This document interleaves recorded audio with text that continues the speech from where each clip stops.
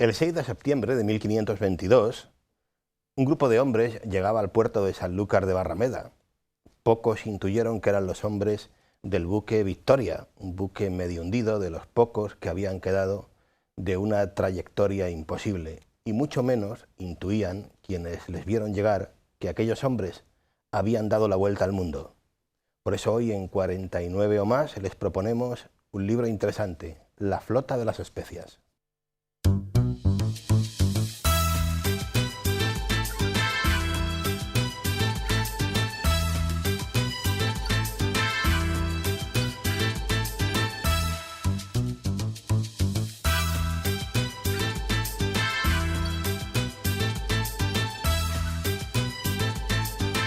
Saludos amigos, bienvenidos. Estamos en 49 o más, un programa de Canal Diocesano de Televisión en el que cada semana les proponemos leer un libro que nos parece interesante y lo hacemos con un buen amigo que nos acompaña ya. Bienvenido, Antonio. Muchas gracias, aquí estamos una vez más para un libro interesante, además que conmemora en este año la partida de aquella primera flota.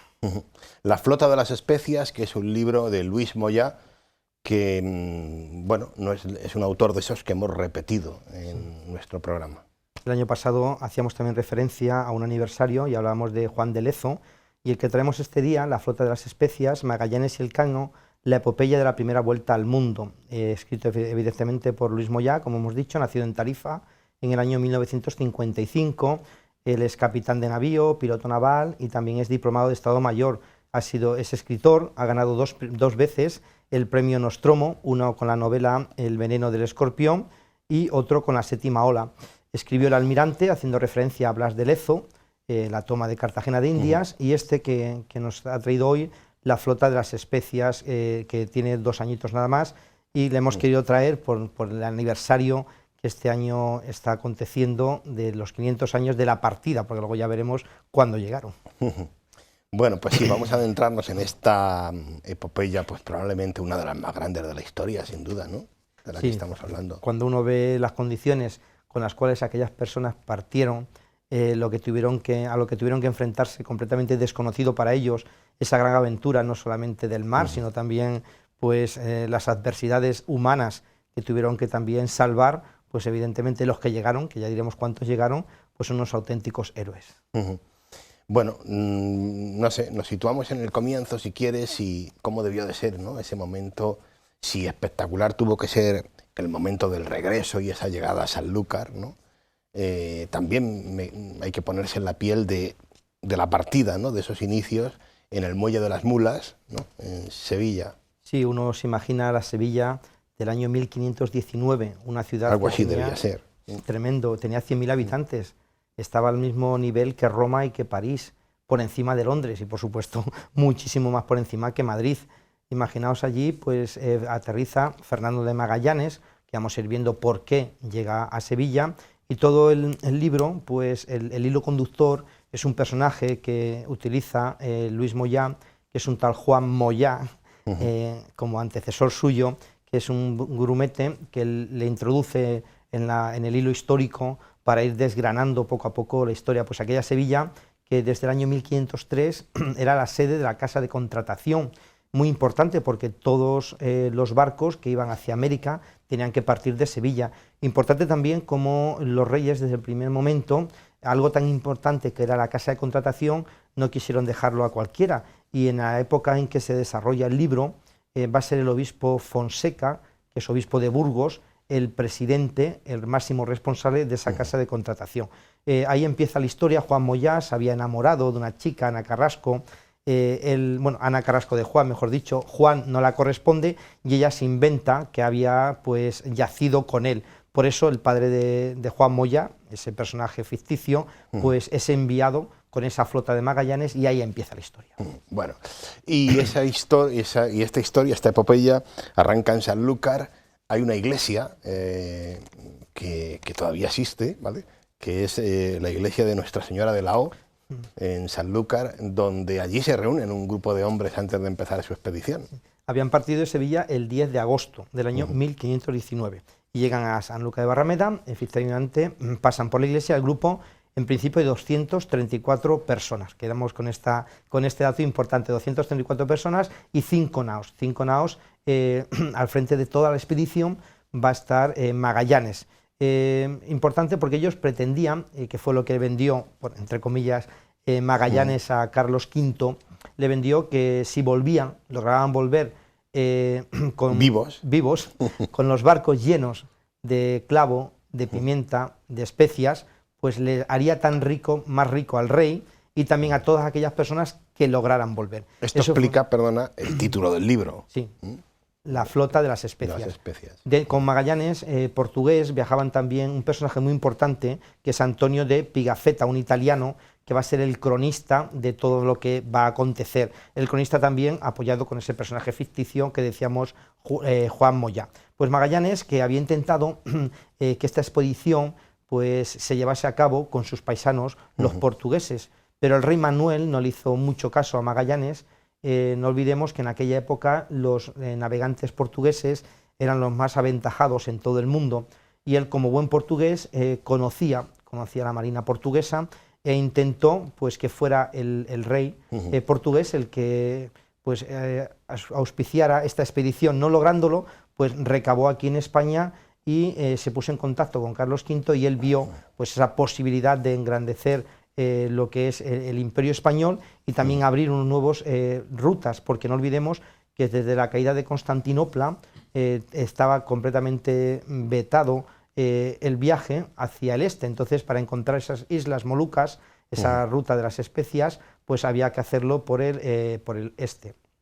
Bueno, el oeste, has mencionado al emperador Carlos I, vamos a situarnos un poquito en esa España y esa Europa también, ¿no? De este hombre que va a ser el que, como tú dices, va a haber, digamos, el interés de una expedición como esta, ¿no?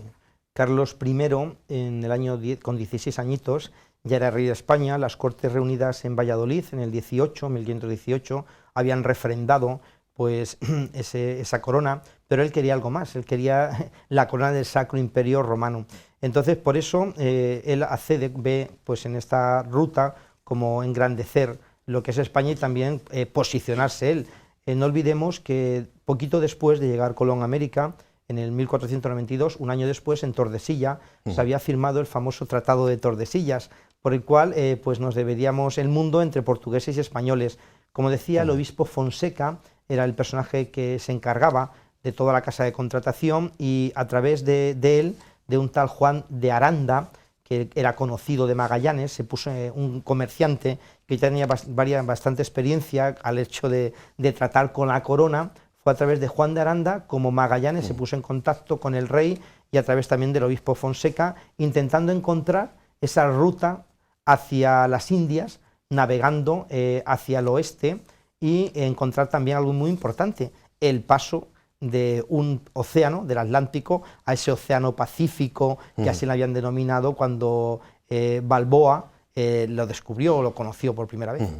Bueno, hablando de la expedición ya como tal, hay unos, digamos, beneficios que el propio Magallanes calcula y espera de esta expedición. El arriesgar en dineros, vida, pues no era a cualquier precio. Él, dentro de esos contratos que había firmado con Carlos V, él se elegía el 5% de todos los beneficios que se pudieran traer allí, el 5% para él. También era importante como el privilegio de comerciar él como un monopolio con las islas que se encontraran allí, siempre pagando sus tasas, evidentemente.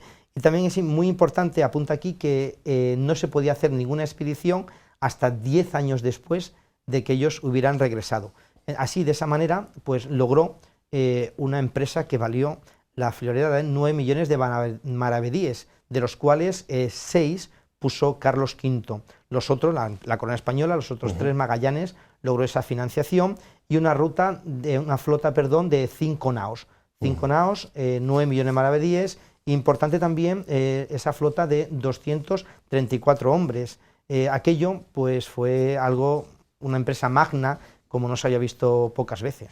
Claro, pensemos simplemente, por ejemplo, en el avituallamiento de una flota de este calibre, ¿no? Tremendo. Claro, no sabían dónde se adentraban. Entonces, ellos cogieron vino y galletas el vino para 2 meses. Cada día, que esto es muy importante, cada marino recibía 2 litros de vino. Evidentemente no era para toda la expedición, para 2 meses nada más, porque luego se agriaba. Las galletas las cocieron 2 veces para que aguantaran más. También llevaban pues carne de vaca y carne de cerdo, que comían 2 veces a la semana. Una vez a la semana comían pescados. Los daban también 1 litro de aceite para el mes y medio litro de vinagre. Eso era un poquito el avituallamiento que ellos llevaban. Evidentemente vamos a ir viendo cómo hay un momento en que esto se agota y tienen que reponerse. Importante también las legumbres que llevaban, el tocino, los frutos secos y el agua dulce, que hay momentos en los cuales pues tienen que, diríamos, repostar allá donde encuentren, porque el agua se termina o se estropea. Bueno, vamos a ver si nos da tiempo, que vamos un poco regular de tiempo, ¿eh? Pero bueno, es fácil imaginar, Antonio, que una vez iniciada una expedición de este calibre, fácil no fue en ningún sentido, tampoco si pensamos en incluso en los ánimos internos y en las relaciones entre aquellas tripulaciones en unas circunstancias tan difíciles. Eso va a hacer que haya distintos momentos de rebeliones, de motines, y muy pronto vamos a ver una rebelión que Luis refleja aquí, ¿no? La rebelión de Cartagena. Sí, claro, estamos hablando de que es una expedición financiada por la corona española, donde el jefe de la expedición es un portugués, donde la mayoría de los hombres eran portugueses y españoles, pero también había franceses e italianos. Entonces él dice que al final se van a lo largo de la expedición, más que por naos, por las 5 naos que parten, se van a hacer grupos por nacionalidades, con lo cual era complicado ya de principio, porque evidentemente había 5 capitanes, uno de cada nao, y uno de ellos Cartagena que encabeza ese primer motín. ¿Por qué? Porque dentro de hemos hablado del avituallamiento, también una serie de condiciones a la hora de embarcarse, donde la cual había que respetar a las personas que se encontraran allí, y uno de los casos también que decía que estaba penado con la horca los casos de sodomía. Entonces hay entre 2 marinos, los capturan, los ven, y entonces resulta que Cartagena, que eran de su navío, de su nao, levanta la mano. Esto pues se crea un malestar, como por falta de mano dura. Además, claro, salieron y había que evitar también muchas veces la ruta de los propios portugueses, porque no hemos hablado de ellos. Por ese Tratado de Tordesillas, como nos dividíamos, no podíamos navegar tampoco por la parte portuguesa, con lo cual Magallanes se desorienta al principio, también las tempestades, y durante 2 meses pierde un poco el rumbo, entre haber perdido el rumbo, entre también haber ahorcado a esas personas que Cartagena no quería. Primer intento de rebelión, primer intento de motín, y el motín sí o sí estaba castigado con la horca. Entonces se ejecuta a Cartagena, no se le ejecuta, perdón, se le releva de su puesto, se le quita de su nao, y eso va creando pequeños malestares en medio de la tripulación. A todo esto vendría después la llegada a lo que hoy es Brasil, sí. Río de Janeiro, y justo después de eso también va a haber otro motín bastante importante.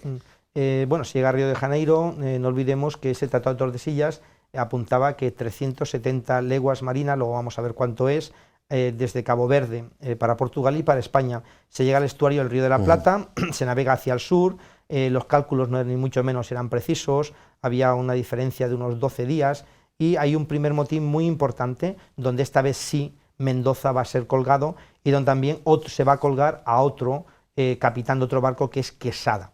Mendoza, que se le haya perdonado, se le cuelga ahora, y a Quesada. Entonces allí pues pernoctan durante el invierno. Ellos ni mucho menos iban preparados en cuanto a ropa para aguantar las temperaturas del invierno, y se sublevan, hay 2 naves, se sublevan.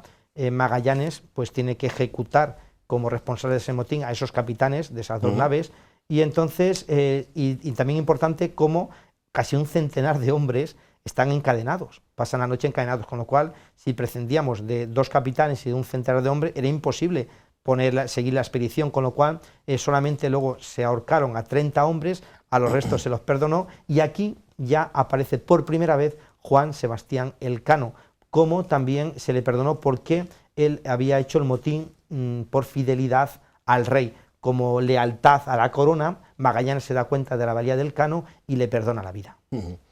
Y para colmo de, digamos, de males o de tragedias, la pérdida de una nave, que va a venir justo en este momento, la Santiago. Sí, la Santiago fue enviada para encontrar ese famoso paso que uniera entre los dos océanos y pues encalla Juan Rodríguez Serrano.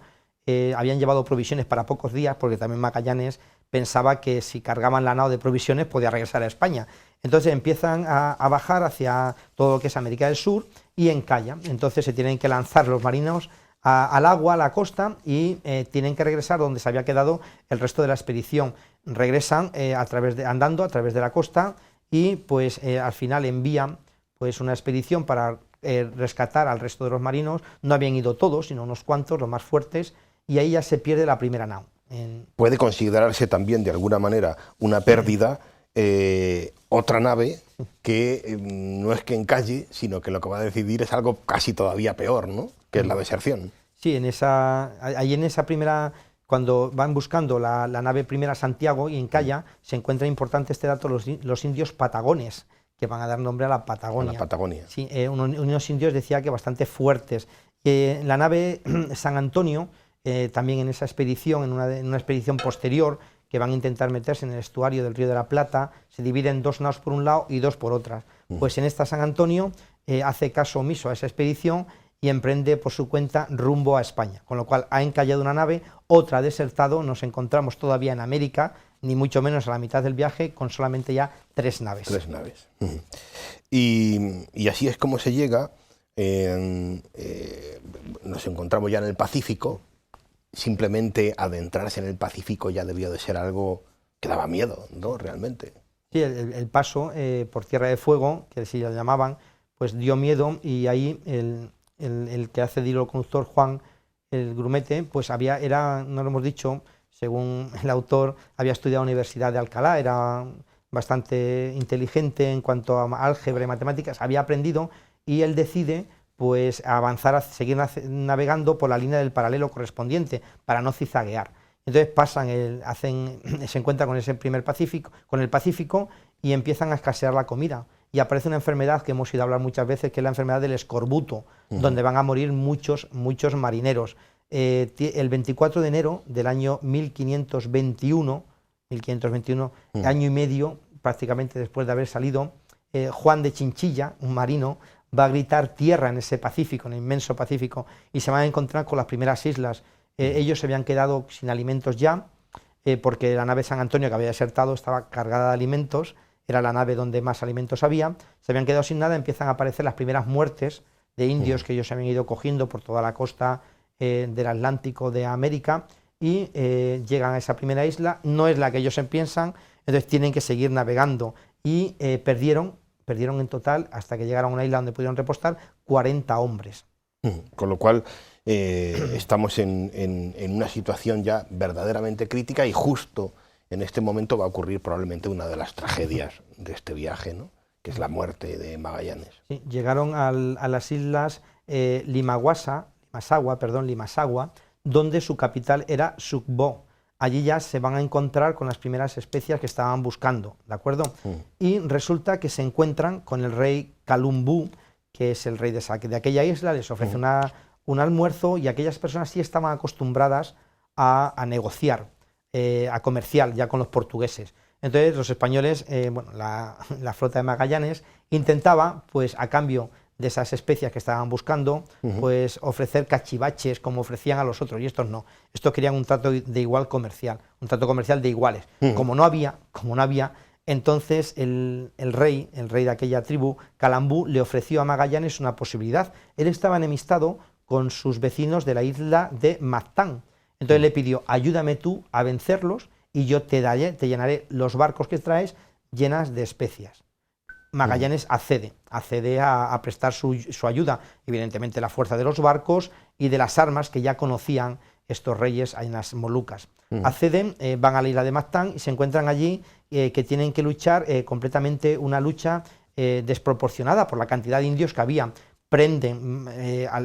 Bajan a la playa, prenden el poblado que tenían en la isla de Mactán, y el enfrentamiento entre 50 españoles con más de 400 indios, pues fue completamente desigual. Y cayeron los primeros cristianos, dice aquí Luis Moyá, los primeros hombres. Entre ellos, el propio Magallanes fue herido en una pierna con una flecha. En la misma playa se abalanzaron contra él una cantidad de indios y murió él y su propio hijo. Fruto de aquella primera revuelta, pues murieron cerca de 10 españoles, entre ellos el propio Magallanes.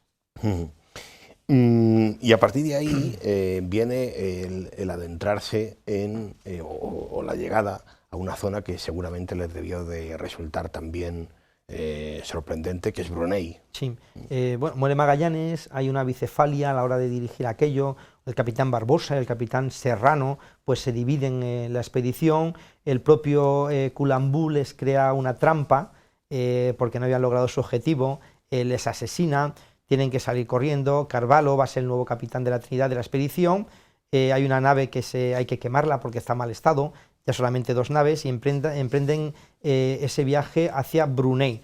Allí se encuentran esas islas donde ya Juan Sebastián Elcano va a ser capitán de una de las naus. Y gracias a esas islas van a llegar donde ellos querían, las Islas Molucas, que sobre todo las islas Tidore y Ternate. 28 meses después, habiendo perdido 3 barcos y un centenar de hombres, por fin llegan a su objetivo, a Tidore y Ternate, a esas islas, efectivamente. Y pues si en las islas anteriores estaban acostumbrados al comercio, aquí ya mucho más, no vamos a decir que esto era el Corte Inglés, pero aquella gente ya sabía de lo que se hablaba. Entonces el rey le había ofrecido ser vasallo del rey de España en contra de los portugueses, y les ofreció 8 toneladas de especias. El día 18 de diciembre los barcos estaban completamente cargadas con esas 8 toneladas de especias y preparados para zarpar. Los barcos, que son 2 ya. 2 barcos. ¿Qué sucede? Que uno de ellos se estropea, la madera empieza a podrirse y al final solamente tienen que salir un barco, la nao Victoria. Un barco en el cual pues hay que hacer una selección de cuántas personas podían venir ahí. Era imposible que vinieran todos. Entonces, al final, parten en la nao Victoria con Juan Sebastián Elcano como capitán, simplemente 47 marineros más 13 indios y 2 pilotos. Se quedan allí 53 hombres en tierra. Y ahí parten dirección, para que nos situemos, dirección África. África. Bueno, parten en primer lugar, sí, a la India, a Catay, a la India, y bajarán China, a África, sí. Allí se encuentra también con la pimienta, Catay, la Gran China, habla un poquito de cómo era aquel ahí se país. Ve un poquito, es por hacernos una idea, sí. Ahí se ve un poquito el recorrido, ¿no? Van ahí el recorrido y pasan el Cabo de las Tormentas, la historia del Cano, de Juan Sebastián Elcano, cómo había tomado Argel con Cisneros, que alguna vez hemos hablado aquí, cómo también empiezan a escasear los alimentos, vuelve a haber escorbuto, vuelve a fallecer personas, y el 6 de mayo encuentran el Cabo de la Esperanza, ¿de acuerdo? Ahí tienen un problema, que entran en zona portuguesa, y ellos tienen el temor de ser descubiertos por los portugueses. De hecho, se encontraron con una carabela portuguesa, pero pudieron evadir esa carabela. Para no ser capturados por ellos, iban ya navegando alrededor de la costa, también se quedaron sin comida. Dice el autor que tuvieron que hervir el cuero de los cinturones para poder comer algo, también, y luego se lo comían, se bebían el agua que había salido ahí, se comían el propio cuero. Y el 28 de mayo, avistaron por primera vez el pico del Teide. No quisieron parar, como cuando partieron, no quisieron parar, y el 8 de septiembre del año 1522, 3 años después, la nao Victoria echa el ancla en el puerto de Mulas, de nuevo en Sevilla. Para que nos hagamos una idea, habían recorrido la friolera de 14.460 millas marinas, leguas marinas, no se sabe cuánto es una legua marina. Una legua marina son 5.556 kilómetros, con lo cual, al final de la expedición, 3 años después, recorrieron la friolera de 80.339 kilómetros. ¿Cuánto es la circunferencia de la Tierra? La mitad justo, 40.070 kilómetros. Hicieron el doble de kilómetros, claro, evidentemente tuvieron que sortear toda América, toda es como África. Si hubieran dado la vuelta 2 veces. Sí, si hubiera sido en línea recta, justamente hubieran dado la vuelta 2 veces al mundo. Volvieron solamente 18 supervivientes, que evidentemente asistieron a un solemne Te Deum en acción de gracias por lo que habían hecho. Es importante como al poco tiempo, a los 2 días, Juan Sebastián Elcano parte hacia Valladolid, porque la corte del rey Carlos V estaba en Valladolid. Allí es remunerado con una pensión anual de 500 ducados, investido caballero, y le dan ese título, esa posibilidad de poner en su escudo, lo vamos a decir en español: fuiste el primero que la vuelta me diste, fuiste el primero que la vuelta me diste al mundo. No quedó ahí la cosa. Habíamos dicho que había posibilidades en una segunda expedición, pues a finales de julio del año 1525, ya no son 5, sino 6 naos y 450 hombres emprenden una nueva expedición, donde Elcano va a ser el segundo jefe y piloto mayor. Elcano moriría al año siguiente de escorbuto, y si esta expedición primera tardó 3 años en dar la vuelta al mundo, esta segunda tardaría 11 años. En fin, bueno, pues la historia de una epopeya singular que nos acerca a este libro interesante de Luis Moyá, que es el que proponemos hoy. Terminamos aquí, Antonio, sí. No nos queda ni un minuto más.